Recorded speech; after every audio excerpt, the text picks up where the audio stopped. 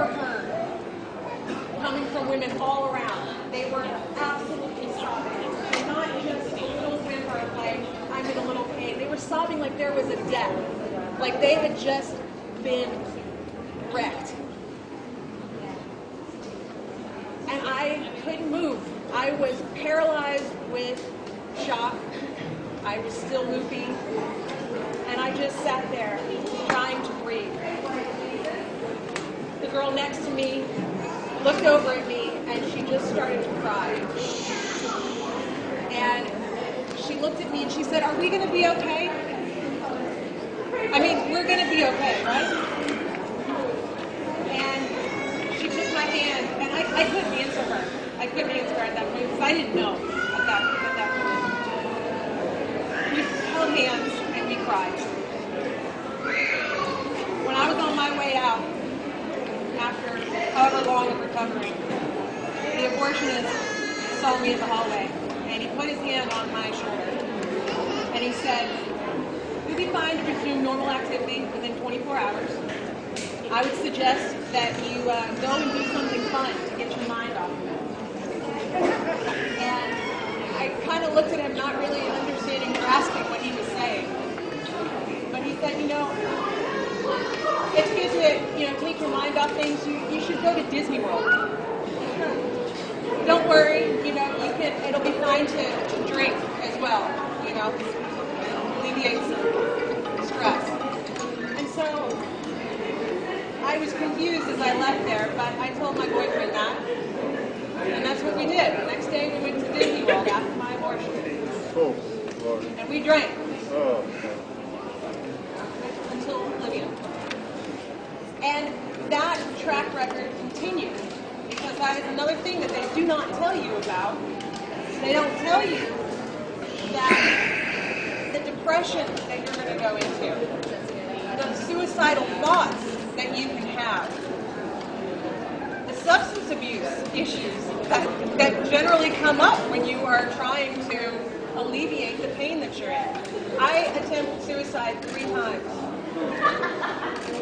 I envisioned my car driving off this bridge that I would go to in and out of the town that I live in.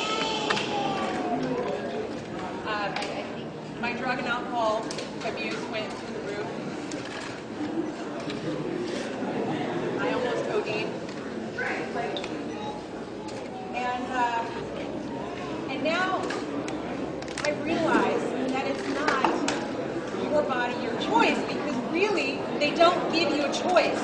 They tell you that you cannot do it, that you are going to suffer, you're going to make everyone else around you suffer by being pregnant. And so they give you one open door, and abortion's it, and that's all that's ever talked about. I want to say,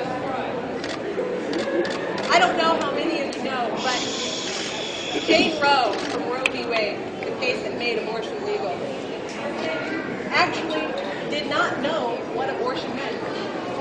She didn't.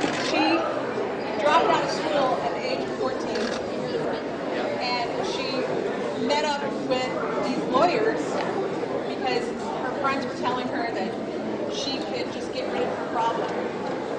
But she didn't know what fetal development was. She didn't know what the term abortion meant. She thought that it meant going back to not being pregnant. She didn't know that it meant taking away a human life. And so I find that fact interesting because here it is 40 years later. A monumental thing in our country that claims the lives of 1.3 children every single year, and the person in the case did not even know what the term meant. Bernard Nathanson, the founder of NARAL, he turned pro-life in the 1980s and he witnessed an abortion on ultrasound. He saw what he was doing. He committed 70,000 abortions, and he was an abortion champion. He was the president of NARAL. When he saw what he was doing day in and day out, he was absolutely horrified. He admitted, up until his dying day, he admitted that he made up a lot of those statistics of what you hear about the back alley butcher. quoted numbers. 5,000, 10,000 women a year die from back alley abortions. They're safe and dirty, or they're unsafe and dirty. And, you know, the only difference is between the back alley butchers and today's abortion clinics is that they let you in through the front door. The procedure's the same, the instruments are the same, they let you in through the front door. That's the difference. Herman Gosnell butchered women, butchered children. We have Carpet down in Houston. Douglas Carpet. Butchering women, butchering children. He's being covered up. At the beginning of this year, February, 5 women died in February at a Planned Parenthood in Delaware. Do you think you hear about that on the news? No, you don't, because they want to keep that fact from you. They don't want you to know. Abortion is not safe, it's not rare. The only thing it is legal. Keep fighting for life. Woo. You are doing the right thing. Stay encouraged, stay positive. And together, we'll do this. Thank you, Lord.